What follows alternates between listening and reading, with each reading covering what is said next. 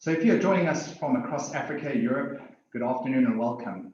If you are in North America, good morning, or no matter where you are in the world, thank you for joining us. I'm Roy Clark, the Managing Director and founder of Clark House Human Capital, and it is with great privilege that I'm moderating this session on Now What? What will typical workplace strategies look like in 2021 and beyond, where we will unpack the changing landscape of talent strategies. Thank you to the leadership team at Project Kooda for organizing and hosting this fantastic discussion. And given the number of global registrations and demand to attend today, it is clearly a very relevant and important topic on people's agendas. So workplace strategy is a dynamic alignment of an organization's work patterns with the work environment to enable peak performance. Simply put, it is about aligning better to get optimal efficiency to get things done. One of those work patterns that is often overlooked in favor of technology is the human capital aspect, the talent component, how we optimally resource. And the last few months have seen the greatest shift in organizational history relating to how we work, where we work, how we manage, how we collaborate, how we hire, what is our workforce composition, on and off balance sheet workers, how we optimize our talent base and talent mobility, other aspects such as leadership, learning and development, diversity and inclusion, social corporate responsibility, employee branding, and things like traditional physical workplaces seem to be inadequate. And these are all changing exponentially, and current internal uncertainty in organizations are being matched by external pressures, leaving most organizations searching for answers. In fact, recent research shows that only 11% of executives believe that their current talent pool can compete in this new world of work. 92% of these executives believe organizations are not even correctly structured to operate in this environment. And 7% of these executives believe they need a whole new talent base to compete. So now what? So it's on that note, with great pleasure, I bring the brilliant, diverse panel of thought leaders from Canada to Belgium, Amsterdam, Cape Town, and Johannesburg. I welcome Untitled Chapter, Maria Carpenter, Tlabile Zulu, Lieselbert Mckay, Maria Aviantes, Walter Deo, and Aaron Postumus. You guys can all switch on your videos. It's great to have you all, and the objective of today's webinar is to get to the point, to provide real-life examples, provide answers, and maybe get some answers to hard questions and maybe have a little bit of fun. The format is as follows. Each panelist gets 5 minutes to unpack what they're seeing in their world. Hey, what are the trends, the shifts that relate to their industry? What are the big issues for consideration, and what questions are not being answered? What are the game changers for 2021 and beyond? And that'll take us to about 40 minutes or so. And then I'm going to ask a few questions that I see are the key themes coming out from each person. I also ask the audience to please send through your questions so that I can throw those in as well. We have an hour. It's going to be like drinking water out of a fire hydrant with a barrage of information coming at you. So ladies and gentlemen, strap yourselves in, it's gonna get busy. Let's kick off. First up, we have Untitled Chapter sitting all the way in Amsterdam. She is the Director of Human Resources for Heineken Middle East and Eastern Europe. She has worked in a number of blue-chip organizations such as South African breweries, the Johannesburg Stock Exchange, giving her extensive experience in human resources management. She was also a CHRO of the Year nominee in 2019 and currently the Talent Management Lead across 18 OpCos in Africa, Middle East, and Eastern Europe, overseeing, wait for it, 17,000 employees. Njabulo, sure, you have a massive role, and you are at the front line of all this change. So given where we are now what? Over to you. Thank you, Roy. I think as you've just highlighted, the employment landscape is transforming at quite a high speed, really driven a lot by technology, socioeconomic disruptions. And I really like this quote, which talks about the world is changing very fast and big will not beat small anymore. It's really about how fast we'll beat the slow. And I think regardless of the size of organizations that we have, everybody has to respond in a way that is speedy and shows agility. And I specifically wanted to highlight a few things from a talent management perspective. I focused on emerging markets, firstly because that's really where we operate, but I think a lot of these themes, firstly, are not new, but require maybe a new lens to look at them, given the challenges that we are experiencing at the moment, and also new solutions in terms of how we respond to them.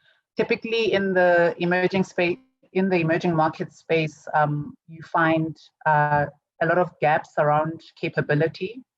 There's been a huge shift in terms of the demand of skills, and I think a lot of traditional roles being phased out, and the need to really respond to the future that we see versus where we are at the moment. Definitely brain drain, a big issue from an emerging markets perspective. How do we respond to talent, which is really voting with their feet? So we still have debates about the war for talent. And I think already a few years back, we've established that talent has won, but have organizations responded in a way that actually changes the value proposition for the talents that can choose to be anywhere? The build and buy mix in terms of the way that we approach capability. Firstly, it's expensive to buy. It's not always even possible, depending on the markets that we find ourselves in. And how do we start to open up ourselves in terms of being able to think differently about how we build the capability and repurpose and reskill the organizations that we have? And I think also on the point of talent blockers, there's the traditional understanding of talent blockers, maybe as people who stay long in a position, a key position that's needed for the future.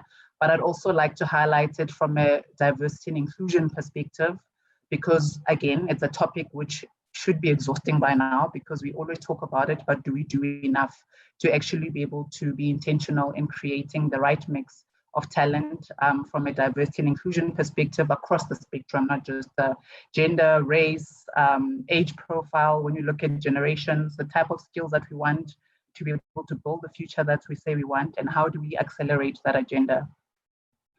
The solutions, just like the questions, require a new lens, and some of the areas, so one that I've touched on already, actively targeting that missing pool, however you define it in your various spaces from a diversity and inclusion perspective, challenging ourselves in terms of the mindset around ready-made talent versus creating our own human capital. Firstly, besides the obvious issues of not always having ready-made talent being expensive to buy, there's also just the reality of a lot of the jobs that we're looking at when you look at the future require that we look at actually almost reshuffling and repurposing tasks rather than the traditional understanding of jobs as we understood them. So how do we start to put energy towards that to make sure that we're actually building the right capability? The leadership mindset that is required to be able to build this. This is everybody from CHROs to line managers, leadership teams within organizations. How do we start to create a conducive environment to allow this new world to play out and to be able to exist? And the point I just made around reinventing or repurposing skill set, that's quite different to phasing out or saying that jobs are redundant, but actually looking at them in a different way to how we've done before. And also, obviously, the issue of flexible work arrangements. We had a taste of that this year with the climate around the virus, but over and above that, people are talking about hybrid models, what stays, what goes, what did we learn from this period, and how do we want to be able to apply it differently going forward? Now, bringing it all together, it also just requires us looking at it from a multidimensional perspective. Sometimes it's about cross-functional collaborations. Recently, in some industries, they even have cross-organizational collaborations in terms of coming up with solutions and giving talents a different experience. How do you deal with issues of engagement in this new environment? So if we do keep some of those elements around a hybrid organization, virtual organizations, employee engagement is still key because at the end of the day, we still are social beings and we require that. How do we use experiences and assignments differently as accelerators of growth? In some organizations like ours, we've had expatriation for a long time, which is still there as a tool for development. One of the things we're doing is reviewing that, does it make sense to do it in the way that we've done it before? A lot of organizations are having those conversations. How could you look at that model differently to create different experiences across even different organizations or different industries where there's no maybe obvious threats or competition, but to really broaden our outlook in terms of how we look at career pathing and making sure that we actually create a different outlook in terms of how we do this. And I would say maybe the last one, also just looking at the time, because we'll touch on a lot of these, I think, during the panel, would be to challenge HR as well. So HR as change champions, we're always being challenged to be business partners who have business acumen and understand where the organization would be. So this period, it actually also requires HR to be leaders in terms of actually being more proactive in understanding business change and being able to translate that into the talent agenda. Brilliant. I like that, Njula. I think we're going to touch on that as HR champions a little later. So up next, it's a pleasure for me to introduce Maria Carpenter, who's the head of digital at Discovery Limited. Maria describes herself as someone who thrives in teams, who strive for excellence. She has oscillated between corporate work and her own business venture for the past 17 years. In her own consultancy company, Maria developed digital strategies for Liberty, Standard, Alexander Forbes, Standard Bank. And in 2018, Maria made a bold move to return to the corporate world, where she joined Discovery as the head of digital channels. So Maria, you work in one of the most high performance and innovative businesses globally. You understand technology, but you also have a distinctive business hat on as well. And I'm going to ask you your favorite question. So now what? Over to you. Thanks very much, Roy. And yeah, it's great to be here. Hi, everybody. And it's great to share your screen with my fellow panelists. So now what? One of my favorite questions. And I'm going to jump straight in. Back in 2018, I was very lucky to attend Mobile World Congress in Barcelona, and a very powerful keynote showed us this World Economic Forum quote: machines in the workplace will cause 75 million jobs to be displaced by 2022 and create 133 million new roles. So we tend to only focus on the top and forget about the bottom. But what happened in that in Mobile World Congress was all of these participants were all looking at each other and saying, well, what are the new roles? Give us the answers. What are they? What should we be looking for? What should we be training our team? What can we plan for? And there were no answers. And at the time, I had just hired my first conversational designer. And we thought, wow, this is so cool. Look at us, new type of role. And there are going to be so many to follow. And we kind of were like, yeah, we're still waiting for other ones to appear. And we realized that we couldn't use our old minds and our old ways of thinking to come up with new ways of doing things and new roles without knowing what the future held. We needed fresh perspectives, and we needed new ways of doing things. Thank you, 2020, for the new perspectives and the new ways of doing things. As hard as 2020 has been for all of us, there have been a lot of gifts that have come out of this year, and here's just a few summaries, a few summarized bullet points on some of the ones that I could think of. And productivity and creativity increases when distractions are removed. Real-time, real-life problems emerge when distractions are removed. There's a big theme here about distractions being removed this year, and this is talking to traffic, coffee breaks, seeing your friends for coffee, having a chat about work and then going into something else. These are all fun ways of spending your days, but they can also lead to be distractions for the actual work that you need to get done and do. General moods are elevated when the workday starts at home. This one was really interesting. So we have this idea of time shortageness, and we're always worried about being in a rush, we've got to get somewhere. But when our mornings started in a far more relaxed environment, and especially when kids were not having to go to school, people were kind of waking up and feeling a bit better about their day ahead. Effective human connection requires planning. Very interesting. So now you can't just run into somebody in the corridor and have a quick chat and talk about something that came up in a meeting yesterday. You have to be deliberate. You have to plan for it. And you have to make sure you don't go to the other side of the scale where you have 16 meetings booked in your 8-hour day. And my favorite for the new perspectives of 2020, rise of the purpose-driven workforce. So my team, I've got about 200 people in my space, and in our department, we build digital channels, as Roy mentioned. So they're mostly under 40. 40-year-olds tend to be the old ones in the team. And these youngsters, they're absolutely incredible. And what they're looking at now is they're saying, okay, well, I want to feel happy. I want to feel blissful when I'm at work. I want to love what I'm doing, and I want to add value. And tangibly, what's happened? They've asked for transfers to other countries. So luckily, Discovery, we've got a global footprint. They've asked for career changes. I've got a developer who wants to be a designer who wants to be a digital product owner, a BA who wants to be a data analyst. And they are coming to us, and they're really epitomizing these T-shaped skills that we've been trying to get for years. And one of the most profound statements that I keep hearing on an ongoing basis is, I never want to go back to the way things were. This is across industry, big corporates, small SMEs, same sentiment. I never want to go back to the way things were.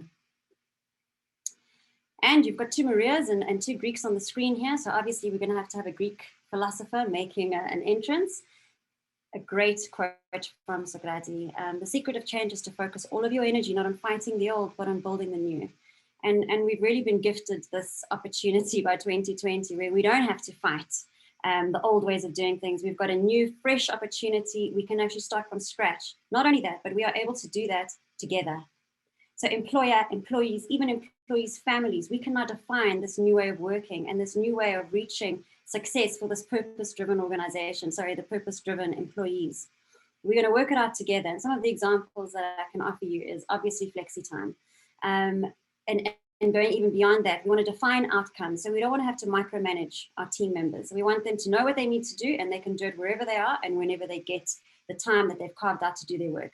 We want to match career path opportunities with new roles within the organization. All of these can be done with technology. So previously we were talking about technology enabling business strategy. Now we're given this opportunity, technology enabling the purpose-driven workforce. And there's no more excuses. We can do it, and we should be doing it. The training programs for skills required in the future. IBM was doing this in 2018. They were offering an academy for staff. They actually opened it up around the world. They made it free for anybody. You can go onto their website and you can get accredited on different courses that they're offering. So why would an organization want to do it? It sounds like it's all about the employee. Give me a sec. Have you ever had an opportunity of speaking to somebody on a call center agent who was determined to solve your query, and they weren't going to let you get off the phone until they had helped you? Have you had another opportunity to experience a call center agent who was the exact opposite? And therein is the example of what this means for the corporates. When we have organizations and we have filled with people who love what they're doing and they put their love into what they're doing, your customers are going to have products built for them, and they will have their queries solved for them in ways that are not comparable to your competitors. And it'll be something that's so intangible, and this is what's going to be differentiating organizations, the ability to really get service design right. And front office, back office, happy employee means happy customer. And I've got one example as I run out of time, just to show you an example of how we managed to get this right at Discovery this year. We were given this opportunity of building the contact tracing app for South Africa. An incredible opportunity. Team worked super hard, long hours, working with Apple and Google and also the NDOH, and really proud of the product that they built. When we went live, there was a backlash by the South African public, concerns around privacy and security. And this team who had built the app, they were so proud and so loving and so caring, and they really wanted the world to know that this is secure. In fact, my family is using this app, and my friends are using this, and I'm using this app, and they did this.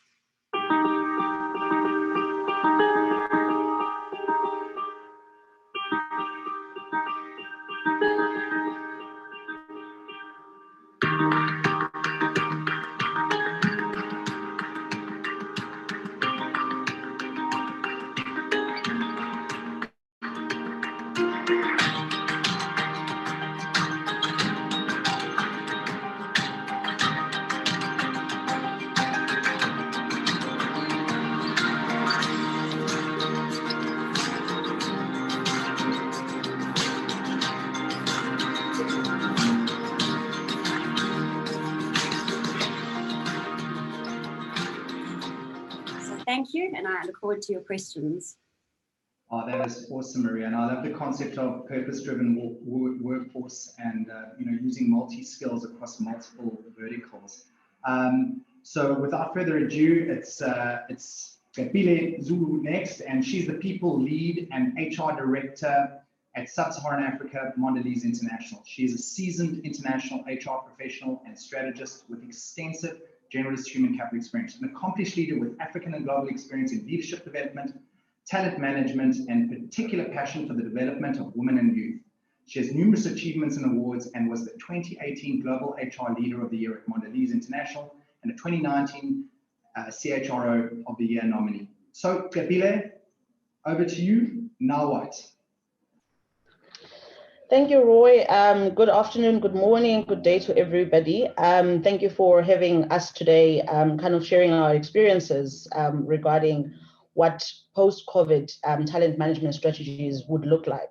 I think from our perspective, what I really want to share, so that I don't repeat what my fellow panelists have already spoken about, are the opportunities that we have identified, and we've actually started doing some work in terms of how we kind of benefit from the whole COVID-19 pandemic in as far as managing our talent and retaining our talent.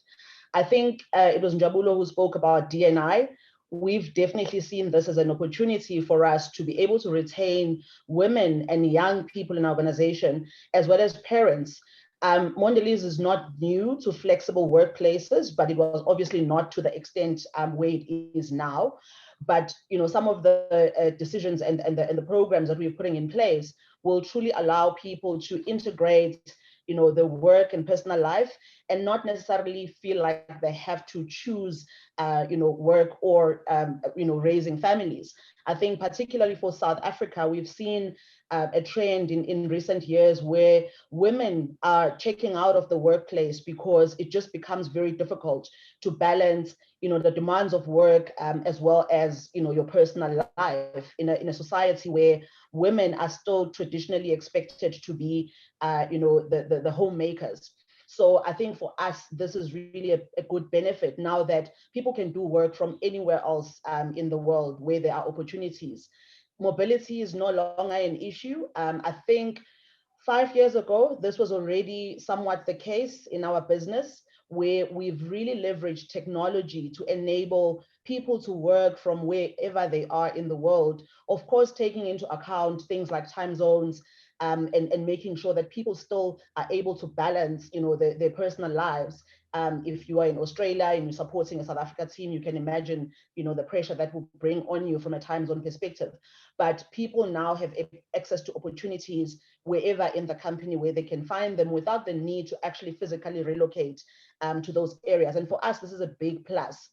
I think one of the other things that we've kind of benefited from is this forced leadership mindset shift in shattering some of the long-held perceptions about where and how work needs to be performed.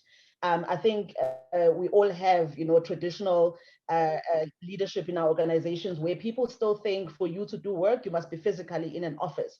So what we've done is we've embarked on a journey of actually repurposing our workplaces as a talent management strategy, not so much as a cost-saving, strategy, which will come, but there are other areas where we are saying we're not going to make that decision because from a talent retention perspective, it just doesn't make sense.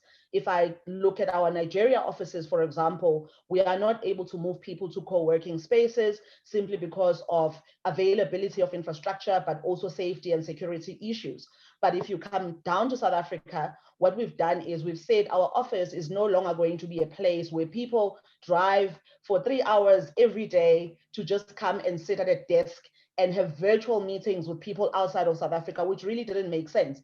But we still had leaders who believed you have to show up in the office at least 3 times a week or 4 times a week. And then when there's an emergency, take the 1 day and work from home. Some conversations that we are having with our team have actually challenged the role of company policies, and this forms part of the social contract that we've got with our workforce. People are asking the question, okay, you are saying that you are not moving all the way to the end of the spectrum in terms of how you will allow greater flexibility. You are saying that you still expect people to come to the office at certain points in time for collaboration. But what exactly does that mean? If you've identified a certain activity as a collaboration activity that requires me to be physically in the office, and I do not want to be in the office, but I can still deliver the same quality of work, I can still participate in the project or in the activity through the technology that we've invested in. What happens to me? So these are all the kind of the dilemmas that we now face to say, oops, will we discipline people for not showing up for those particular activities that have been identified as collaboration activities? So we are on this evolving journey that is not yet come to an end, that doesn't have a lot of answers in terms of how are we going to deal with all these rules and these corporate policies that have been put in place that we said are to manage talent, but they're literally being shattered now by people saying, well, I can move and I can relocate to any country. Of course, there's tax implications, but if you need me to come to the office, why exactly would you need me to come to the office? I actually had an interesting conversation with someone who said, I honestly don't need my colleagues for social connection. I need my family and I need my friends. I can see my colleagues online. I've worked with people for 10 years that I've never physically met. So why would you not allow full and complete flexibility for me to decide where I'm going to do the work that I need to do? So I think this is, for me, has been an interesting, aspect of how do we really scrap all of these things that we've grown up to believe were necessary for us to manage talent in order for us to retain the talent that we've got. So Roy, I think my time is up. Absolutely, and I think you brilliantly touched across a range of issues, but I think what's nice is your initial conversation around diversity and inclusion is going to roll really nicely into the next session, which is Lieselbert Mckay. And to introduce Liesel, she's an innovator and an activator. Her passion for building businesses and creating sustainable change inspired her to create Tribal, a niche leadership consultancy aimed at bringing leaders' insights from different angles and creating a working environment that meets the needs of professionals striving for a modern take on their career. And prior to moving to Belgium and founding Tribal, she was head of Rand Merchant Bank's Foundry, the investment bank's disruptive technology lab focusing on cutting-edge innovation. She also led RMB's winning gender transformation initiative, where she shared her passion for women in the workplace. Liesel, you've shared a few insights with me prior to this, and I'm so glad you're going to be speaking from a gender lens perspective on this. So, Liesel, now what?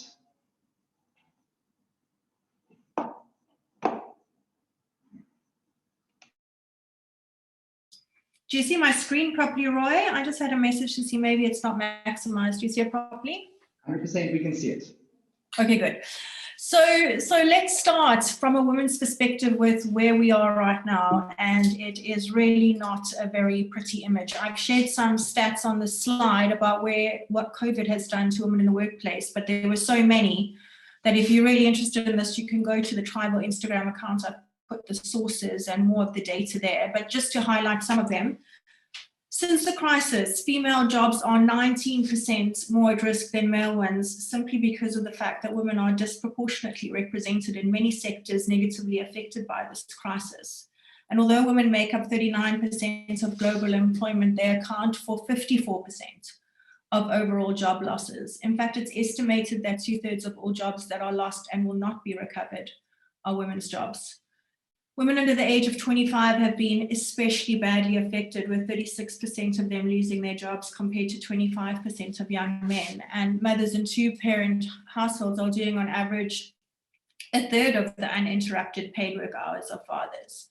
Mothers are more than 3 times as likely to be responsible for most of the housework and caregiving during the pandemic. So in fact, they're doing 1.5 times more of the work, 3 to 4 more hours a day on housework and childcare.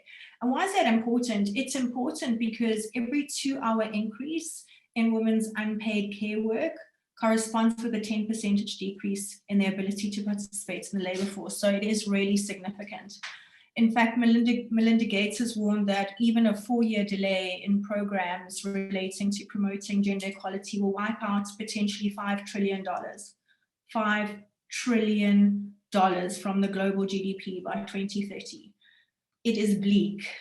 And it can't just be COVID. We can look back in history and try and figure out where some of this comes from. And of course, we've known there are structural issues in our workplaces for many years. All manner of history and bias and social construct has left us with remuneration structures that look nothing like supply and demand.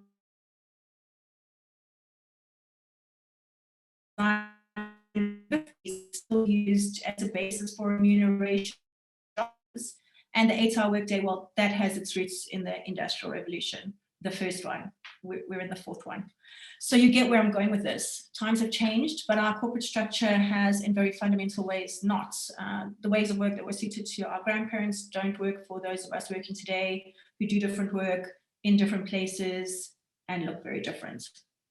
So something has to change, and policymakers will make some of this change, we hope.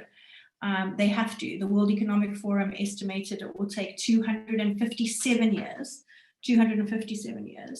to close the gender pay gap, which is an increase from last year where they thought it would take, well, in 2018, they thought it would take 202 years. I shudder to think what they're going to say at the end of 2020. So we need to start writing the chapters of the way of work today. So what now? Now what, Roy? What will strategies look like beyond 2020? Well, I see three big shifts. The first being a move to a flexible workforce. I'm not talking about flexible hours here. I'm talking about flexible workforces where organizations and individuals contract in a completely different way about how work will look. And this is how we've set up our business, Tribal Consulting. It's an agreement between ourselves as partners in the business, with the team choosing how they wish to work, what they wish to work on, and most importantly, what they determine as fair pay for the work that they deliver. It allows us to still deliver as one business, a storming team to our clients, but without all the different complexity that an organization brings.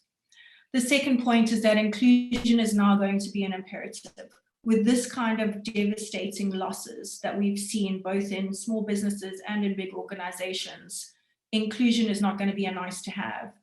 In my work in diversity, I always say that the best way to tackle it is with deep love and deep respect. And I don't believe that leadership teams seek to marginalize or misunderstand any portion of their workforce.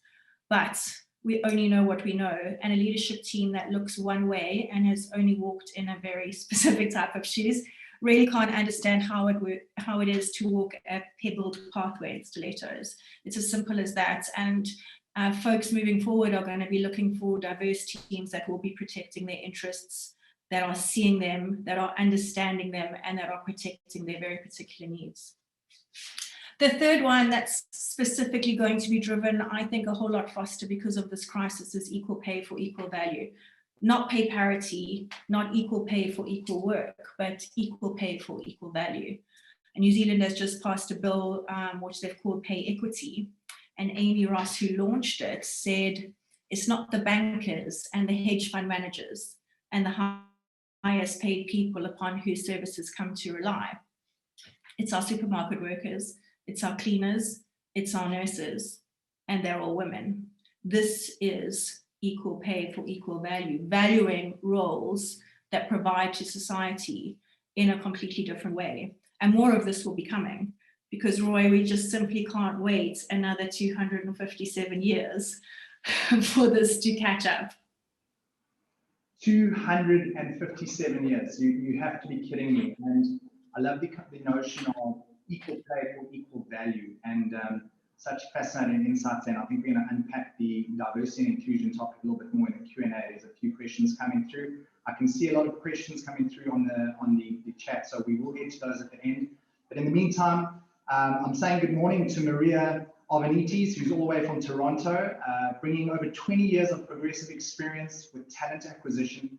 She has developed a deep knowledge of talent acquisition programs and vendor strategies, and has seen the evolution of contingent and direct hiring models. She's a VP for Sales and Delivery at Robertson Global Resourcing Company. Maria, you bring a unique perspective to this discussion, being client-facing and leading internal delivery for various models throughout the world. You've worked globally, so now what? Over to you. Yeah, you know, we can't go back, that's for sure. This is definitely, COVID has definitely been a bit of a Kaizen breakthrough, where we actually can't go back. We've seen the evolution now of different emerging market needs, as well as our first world issues. And together we've actually understood that workforce strategies is actually a global problem. But big engines, big organizations, they're very hard to move, and they're extremely process oriented.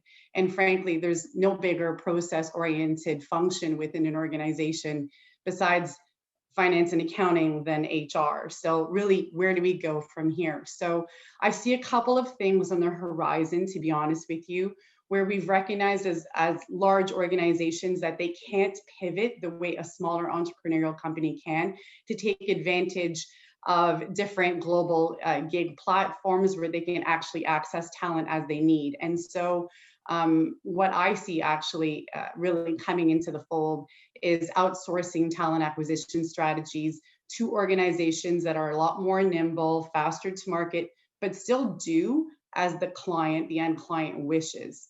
So in North America, outsourcing large-scale talent strategy happens in two ways, one of two ways traditionally. You either outsource to an MSP, a managed service provider, to manage temporary staffing agencies, or you outsource to a permanent, you outsource all of your permanent hire to an RPO. And so MSP, temporary workforce, permanent hire is RPO. Now, you may think, like, what's this have to do with anything? But the beauty of these programs is to really address the needs of the client. The client is always in the driver's seat. So we've now just heard that recruitment's been flipped on its head. And we don't find talent the way we used to. We don't engage in the same way. They don't want to work the same way. So the relationships in larger scale solutions, larger scale strategies and outsourcing is really beneficial. A larger organization now has the option to go to their outsourced talent strategist and say, okay, we need to open this up. Where we weren't open to engaging developers in India, we now are. Manage that entire vendor vetting process for us, please. We have diversity and inclusion goals and metrics. Here they are. Make sure that they're met, please. We have supplier diversity goals. We want to reach $2 billion in minority supplier spend. Source out diversity suppliers. And by the way, they probably have never worked with an organization this big. Hold their hand and walk them through the process of doing business with us. Now we're open to remote workforce as well. Let's open up the geographies. So the beauty in this for many companies is that they have not adopted third-party strategies, is that you can actually join the race from the midpoint. You don't have to go back to where North Americans were 10 years ago. You can actually start it in the middle. So you can include what your social and corporate responsibility goals are, your diversity and inclusion goals are, your supplier goals are, etc. So that, I feel, is mission critical going forward. To be honest with you, I feel like the most gains that are ever going to be made are in the total talent acquisition space, where you do have one total talent acquisition manager, and they are responsible for taking a look at all of your third-party work. So your SOW, time and material spend, your gig portals, your digital platforms where you're actually engaging contractors, your contractor workforce providers, your permanent hire providers. If you can actually envision that somebody has a holistic view of this and provides you with reporting and metrics to actually take a look at where you're finding talent and where your talent gaps are. I mean, that's just mind-blowing. The information that you can generate from having one lens and one report on all of this can be really strategic and beneficial for organizations. It's not to say that smaller companies can't take advantage of a similar platform. Generally speaking, I feel that they're a little bit more entrepreneurial, a little bit easier to pivot. I feel like where they tend to benefit within this type of economy and environment is that they'll be more readily accessing gig portals and digital platforms where they can engage people on task-based work. So those are the areas that I feel are really going to be driving us forward and meeting the expectations that we have in talent acquisition and strategy. Sure, that's unbelievable. I think an entire hour could be dedicated to all the various models that you've just kind of spoken through, the benefits and thereafter. But I think on that note, I'm gonna bring in Aaron Postumus now. He's the co-founder of Project Kooda, the sponsors of today. And Project Kooda is a seamless freelance staffing solution with AI-enabled cost saving for business. And Aaron is passionate about addressing the issues of economic opportunity, data security, and the augmentation of human skills. Aaron was actually awarded the Investec Entrepreneur Leader of the Year in 2016 and the Mail and Guardian Top 200 Young South Africans Editor's Choice Award in 2020. He's a cybersecurity expert and is the co-creator of 5-star rated apps Job Matcher and Lockdown Voicer. Aaron, it seems both individuals and companies are looking for more. And earlier you and I touched base and you were talking to me about a war. So what now, Aaron? unmute. There we go. Cool. Yeah, Roy, so I mentioned something about a war, but I'm actually going to come back to that in a second. So what I first want to talk about is just, the future of work strategy. So yeah, my name is Aaron. I'm from Project Kooda, and we specialize in connecting companies with exceptional freelance talent and helping that talent manage their work more efficiently. So in our pursuit to build tools and solutions for the future workspace, we've spoken to literally hundreds of highly skilled professional consultants, and we've digested their feedback over the last year. And that's what I want to kind of share with you guys today. So what we found was a few distinct common desires that these people had, things that experts want from their work. And one of them is to be challenged, because challenge fades when you work in the same role at the same company for an extended period of time. And individuals who are regarded as highly skilled tend to be achievers. They're people who enjoy, and in fact, they need a challenge to perform at their best. They also want to feel valued, and they are valuable, right? So top tier expertise is not cheaply replaceable. And they also strongly preference flexibility and freedom despite economic hardship. So we saw the same sort of thing in the 2000s tech boom, and all of the companies were offering developers table tennis, futons, coffee, and food as a standard, because that's what the workforce demanded. And this is really no different. People are going from wanting flexibility to demanding it. At this point, we've really covered what people want, but it still isn't clear what that future workspace looks like if we gave them what they wanted. And I personally think that that's because there isn't really a one size fits all. It really depends on your business. And it could be a fully outsourced type of solution, which is good because a core management team is responsible for just the direction, strategy, and ideation of a business. And this works for digital products, software as a service, and e-commerce businesses. Then you get the hybrid approach, which I think is the best for both businesses. And someone in the comments asked about culture. I think the hybrid approach is really great for companies that value culture, because you can carefully curate and look after small teams without compromising the culture to fulfill roles, which we often see companies having to do. Your staff is able to focus on the business's core objectives, and everything else gets handled by short-term contracting. And then last but not least, we get the fully perm, mostly remote role. This is sort of just the traditional model with the added benefit of time and location flexibility. I don't really think there's many businesses that fit into that category, perhaps with mission critical business sectors like banking, where privacy is a major concern. And there's still problems that we have to solve, like transparency, resource allocation, and it was mentioned before, like people interacting. And we are addressing those problems with technology.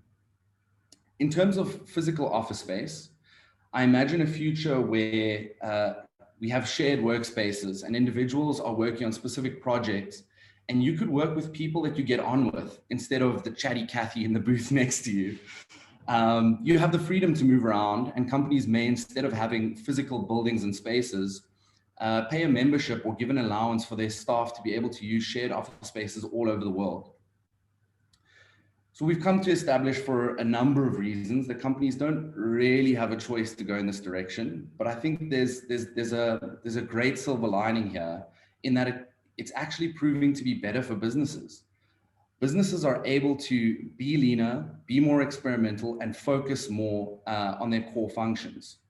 With fewer perm staff and fewer imposed costs like rent, you have room for higher salaries or home office allowances, which are variable and highly controllable by the business.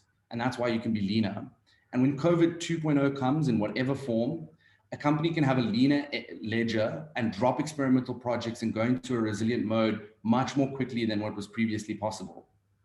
Companies can experiment more because you can just pull in a team and run an MVP for an idea. It's a minimal viable product. You can test the waters, and if it doesn't work, the project comes to an end and you don't have that long-term cost. And you can focus more on your core functions because you can outsource non-core functions at a far lower cost. I mean, outsourcing is nothing new, but previously you'd be outsourcing to another company who has their own overheads and inefficiencies. Now you can outsource directly to individuals because we have platforms that give us access to them without the company's markup and you have assurance on the quality of personnel that you're putting on your project because you're actually picking them. So now we can get back to what I started off with. Is this the end of the war? And it's not as dramatic as what it seems. What I meant was the war on talent. I think companies need to stop waging a wasteful war on acquiring sole access to experts, but instead they need to learn to operate in a more collaborative, shared environment where you can access a talent rather than acquiring it.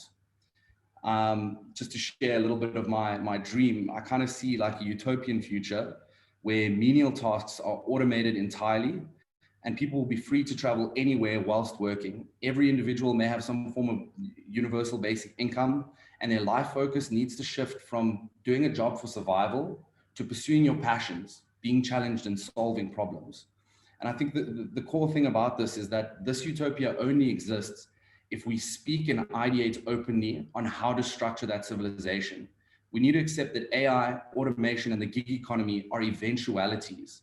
We can either be scared of it or we can shape its place in our world.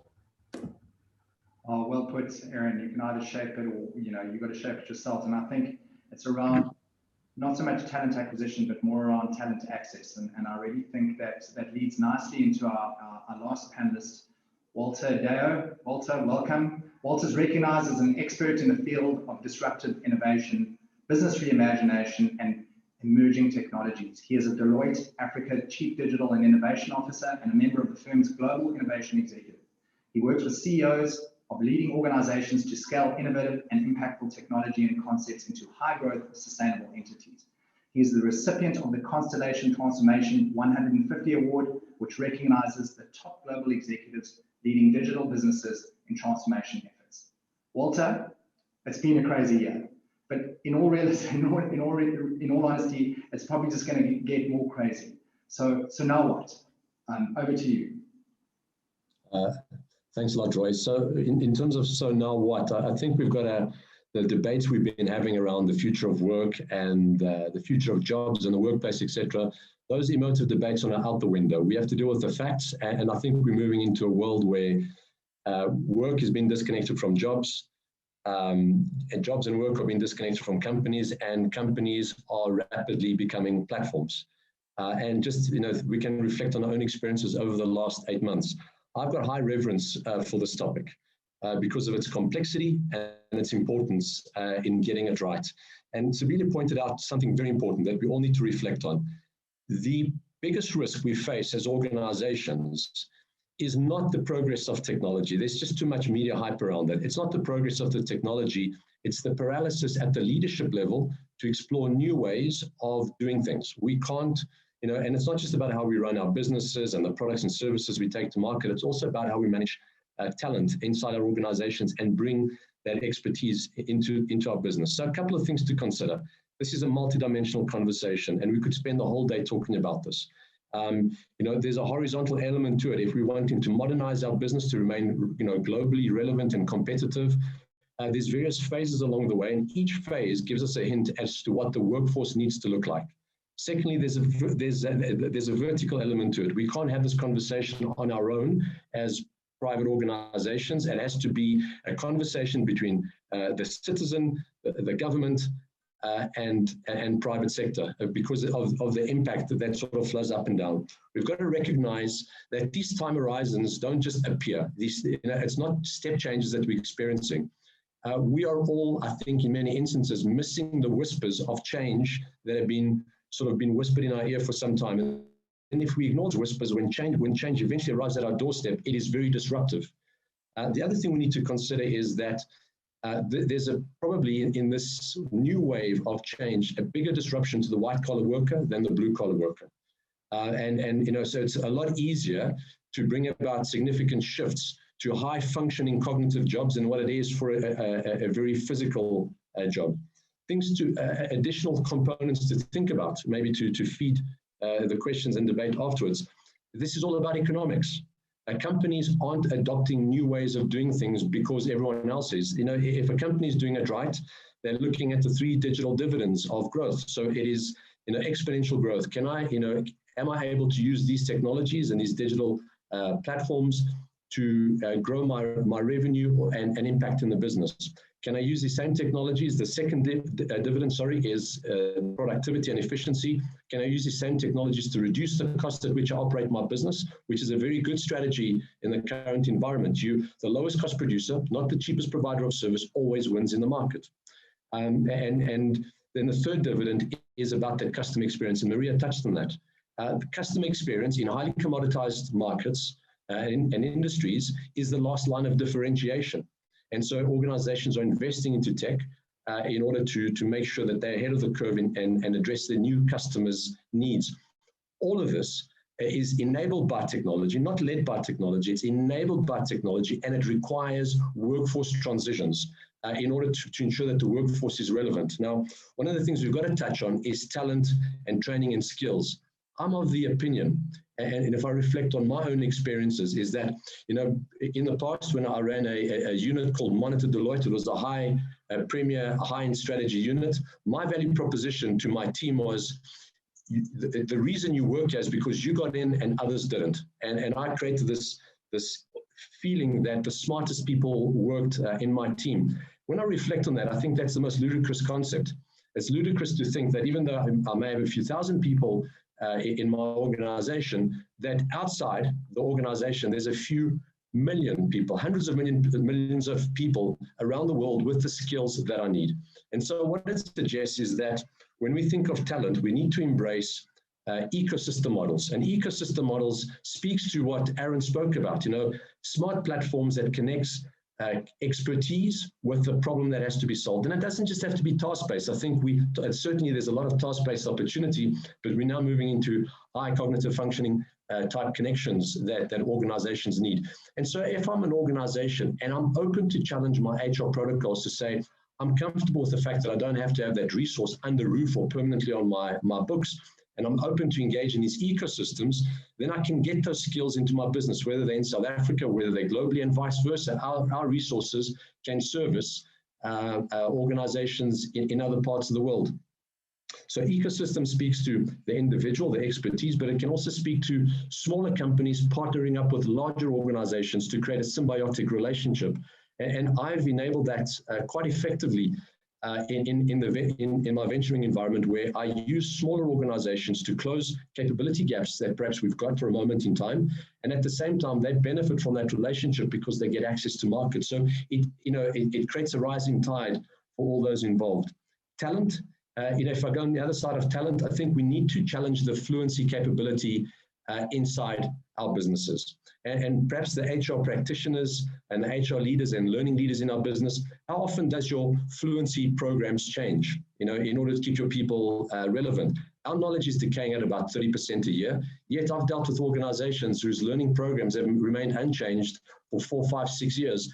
That is no longer competitive. And then when we think about talent as well, I think there's an overemphasis on the millennials and Generation Z, or AAA now is what they're called. My view is that generational theory works really well in homogenous economies like London, Paris, etc. In South Africa, we've got a blend of those generations in the same age groups, and we've got to recognize that. In addition to that, we've got to recognize that while the millennials are the largest workforce, the fastest growing workforce are the over 65s that don't want to retire. The tremendous amount of expertise that sits there. And then the last thing that I just want to land with you on that is, there's a lot of evidence and studies that show that if you want to create a high growth, high scaling business, the best profile for that CEO is someone in between the ages of 45 and 55, not the traditional millennial that we see in the media. So we've got to challenge some of our paradigms around talent. Well, I know we push for time, but there's just one last thing I want to say, is that in emerging economies like South Africa, we can't solve the future of work problem without looking at the unemployment levels that we have in the country. And I do think that technology and digitally enabled platforms can enable that. And Maria from Canada spoke about that a little bit, in the sense that through perhaps the future of employment is self-employment. And through digital platforms or gig platforms, we're able to create constructs like collaborative consumption, distributed value chains, digital catalysts that bring people that don't necessarily have tertiary level education, but are able to operate a platform and to create an economic existence for themselves. There's a couple of examples in South Africa. You've got companies like Sweeps Out, you've got companies like OneCart that are creating a tremendous amount of jobs. And if you take a look at companies of similar formats around the world, they're creating millions of jobs for individuals that typically would struggle to enter the job market in the digital economy. So I'm going to pause there and hand back over to you. Well, thank you, Walter. And if I can ask all the panel members just to bring up their videos as we go into the kind of Q&A session. We are running a bit late on time, but we can run over the hour. So please feel free to stay with us, and apologies for running over that hour. I think I'm going to ask Kabila Zulu to come in here. Walter was talking a lot at the end about changing paradigm shifts, and I want to ask Kabila a question around, should there be a new social contract? Kabila, if you can just bring up your video. I'm not sure if you're still on, or maybe Njabulo, you could pick that up from your perspective. Should there be a new social? Oh, there's Kabila. Should there be a new social contract? And what is the new social contract emerging? So that it can address UN protocols around creating sustainable jobs, meaningful jobs. I think that's really important. And what is the role of a multinational to do that? Thanks, Roy. So I think there definitely is a need for us to rethink, our social contract in the workplace. And we have to take into account that worker satisfaction will come from a few places, but the ones that I've just noted is about the greater freedom for people to make their own choices about when and how work is actually performed. And I think that's a huge challenge for corporates, that we're going to have to shift a bit from what we are used to in terms of defining and dictating systems and rules and guidelines in terms of how work is performed. Now people have that opportunity, and COVID has proven that we actually didn't need all of these rules. Now people have access to that freedom to determine when they want to work and how they want to work. The second part that I think will really make it critical for us to rethink the social contract is that piece around inclusion. We've been talking a lot about diversity and inclusion. I don't talk too much about diversity because that's just basically how things look. But there's a much more need now for people to feel, like they're contributing to something meaningful, they're contributing to the purpose of the organization, and they're actually seen for their contribution, not how they navigate organizational politics, not how they look, not the amount of makeup or clothes that they wear. They are individuals who are appreciated specifically for the contribution that they make, and not all of these other things that we've attached to how people actually are being accepted. And I think finally, the piece around well-being, I think this has highlighted the fact that we've neglected well-being for a very long time. Now, the corporates need to take some responsibility towards how we look after the well-being of our colleagues, be it mental or physical or psychological well-being. It is the work that we expect them to perform that is causing a lot of these well-being challenges. So instead of dismissing this as an EAP matter, it's actually calling leaders to genuinely take an interest in the well-being of our talents. Otherwise, people are going to vote with their feet if they feel that, in my view, those three things are not really being addressed, and the social contract does not address those, then you are really asking for trouble in terms of your talent retention.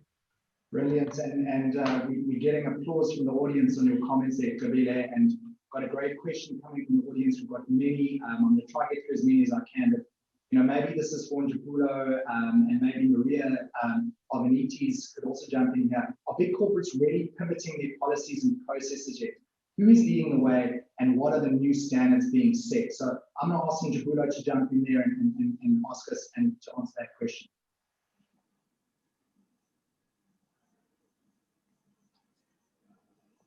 You're on mute. You're on mute. Yeah, this is the famous line of 2020, you're on mute. Sorry about that. I was just saying it touches a bit on what Kabila is saying, is we've learned a lot about the things that we thought were important. And in the season, we learned maybe they are not so much. So I think the policy space is also an area of exploration. So my sense, speaking about maybe in the environment that I'm in, is there's an openness to definitely rethink how are we doing things. Could we adopt and keep some of the things that we've learned during this period?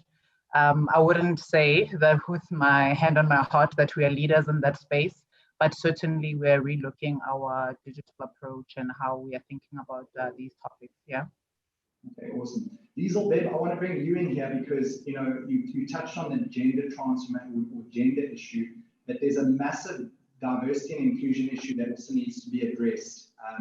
Do you think that COVID just kind of sped that up to magnify that issue, and how better can we start addressing this from a policy perspective? From a policy or from a corporate? I didn't hear the word that you said. Corporate perspective. Yes, I think it's a lot about corporates sitting back and going, what are we doing from an inclusion perspective? And to Stabili's points, is it just a numbers game? How do people look? Just let's throw that in the mix and hope it works. It's not like that.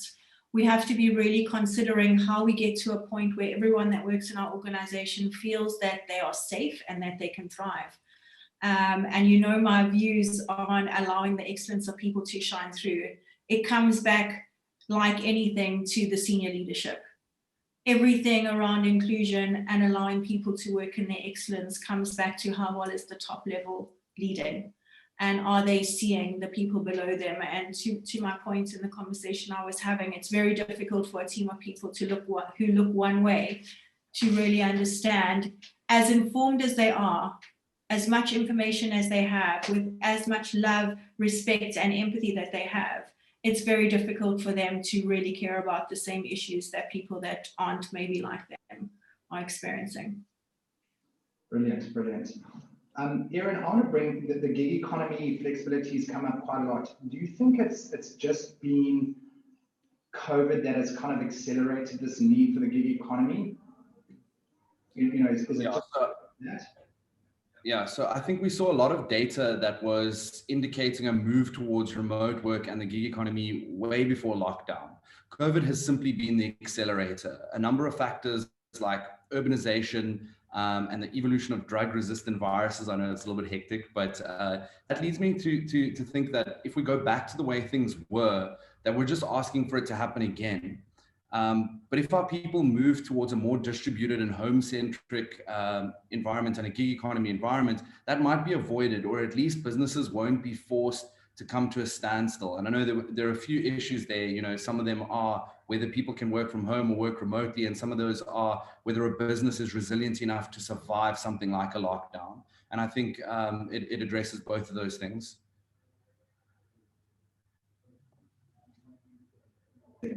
I'm going to be a little bit controversial here, and Liesel, and Maria Avanites, and maybe Maria Carpenter, if you can jump in here. The word talent reveals often overlooked differences that can explain problems of goal alignment, performance management, and effectiveness in attracting and developing and retaining your workforce. I mean, seriously, what is talent in organization? It's such a bingo buzzword for me. It's all about talent, and you hear big corporates talking about talent, but I don't believe, and to Walter's point earlier, that people really understand what talent is. Can I hand that over to you, Maria Carpenter, to give your perspective?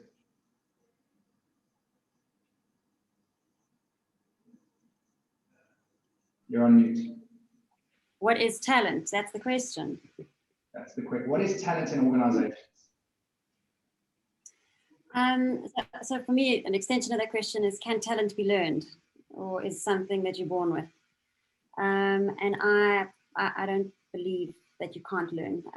And some people might be better at doing something. It just might be easier to learn, but everybody can learn. And I'm seeing this more and more with the team. It's more around what are they motivated to do and what makes them happy. And I find the most talented employees that I have are the ones that have this inner yearning for learning, and they want to be masters at what they're doing. That's talent. They don't stop until they get it right. They want to be excellent. That's talent. Brilliant, brilliant. So then is it more of an aptitude than it is a skill set? Is that what you're saying? They have an aptitude towards learning. They have an aptitude towards seeing the best. Okay, being the best. I love that. Yearning for learning. But maybe there's something even more on top of it, Maria. I totally believe that everyone has that thing, that talent, the thing that they're really good at, their superpower.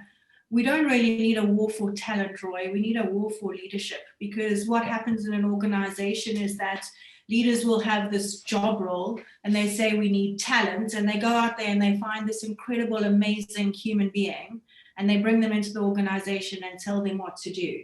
I mean, that's not leadership, that's how to kill talent. So what's the war on talent? Well, we need better leaders that can find people better, find the right person for the right role, and leaders that can make sure that once we bring people into our organization, we let them free just to be the amazing human being that they are. Liesel, you touched upon something really interesting. And so I find that there's over-hiring going on right now in a lot of large organizations, where they expect people to come to the table with an MBA or some ridiculous degree, and they're hiring them at a very low level, entry level type of role. And they see them as these high potentials, these potential leaders, in future. But if you're really taking a look at what it is that you need somebody who's entry level. I feel that there's just a mismatch between the way people hire these days and the qualifications of the talent that's coming through the door. Well, Walter, I'd like to get your perspective, and then maybe you, Maria, Carpenter, on this leadership issue, because I think we've touched on a very big point, and then we're going to start wrapping up, just given time and people needing to move on. But I have to think that this leadership question that Lieselbert Mckay is really, really critical. What is leadership in 2021, and what is it? Look, I think, I have to concur with what was said. I think we often, read in the media, we're experiencing a tech crisis, an economic crisis, a digital crisis, some form of, there's always something that's it's some persona that's creating the crisis. I think what we're having is a crisis of leadership. And it's, it's very easy to just criticize leadership, but the reality is that things are changing so quickly at the moment. And one of the critical things that we need to do as leaders is to make ourselves be comfortable with being vulnerable, getting to a point where we say it's okay to be a learn-it-all as opposed to being the know-it-all. Leaders feel that they need to know everything, and I think as leaders we need to open up our minds and start being open to being challenged, having our paradigms challenged, leadership paradigms, business paradigms, etc., and allow those conversations and those interactions to happen, because that in itself will bring the talent that's in the organization to the fore. You treat them like adults, like capable individuals, and you'll be surprised the results you get from those individuals. There's a quote that I read the other day by Bob Sutton, and he says that as leaders, if you want to be an effective leader in the world of today, we need to have strong opinions that are weakly held.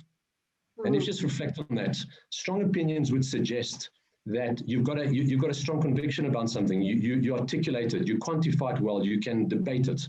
And because it's a strong opinion, people are going to listen. But at the same time, that opinion needs to be weakly held, so that you don't become blind to input, either from your peers, from the top, or from the bottom. And if we can embrace that kind of thinking as leaders, I think it's a step towards breaking away from the paradigms or the past successes or our deep expertise that are perhaps holding us back and bottlenecking phenomenal performance in our people. I'm just going to jump in there, just given time constraints. There were a couple of questions from the audience around getting access to slides. My offer to the audience is that we are going to put something together, maybe in the form of a white paper that will cover all of this and distribute it accordingly if possible.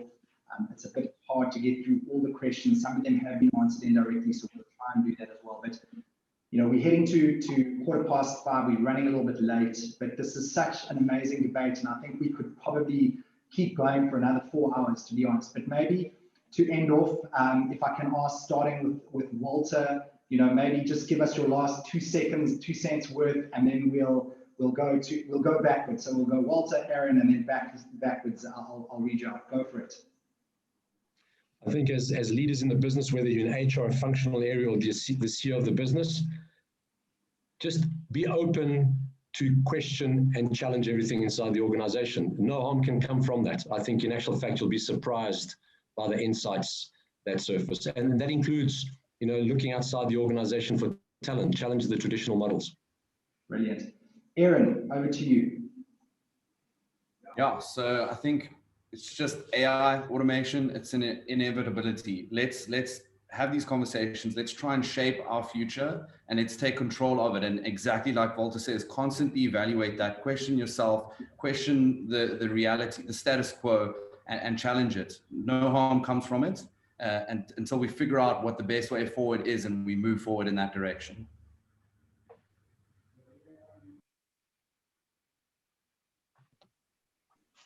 Maria, please.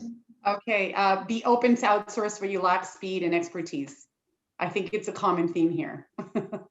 Brilliant. Embrace that what you've done in the past will not be what you need to do for the future. Oh, 100%. Thanks, Roy. I think finally two things. One, everyone is a talent. I think we've been focusing on the wrong things, trying to box people into 9 boxes and all sorts of matrices. We need to find out what are people talented for, and if we can match them with that, great. Secondly, leadership does not only sit at the top. I also think that as individuals, we need to stop handing over our power to a group of men or women who are seen to be making all the decisions. I don't believe that leadership is about position. Each of us is a leader, and if there's something that you feel strongly about, and to Walter's point, say it. There are a lot of people who are sitting, suffering in silence and not speaking up, and sometimes it's not really true that they cannot speak. I think they've just outsourced their voice and their power to other people to make decisions on how their lives should actually run. That's it.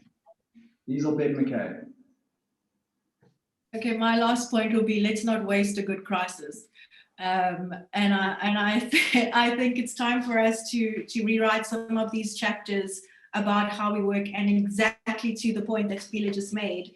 It's one of the themes we've identified coming out of COVID or coming out of this crisis is an emergence of the theme of we, the power of we, the power of the team, the power of our community. And I think it's time for us as a community, exactly to that point, to see what we can do to make the change together, and not just look to the presidents, prime ministers, and policymakers to make that change. We can make small changes that have massive impact in our workplaces already together.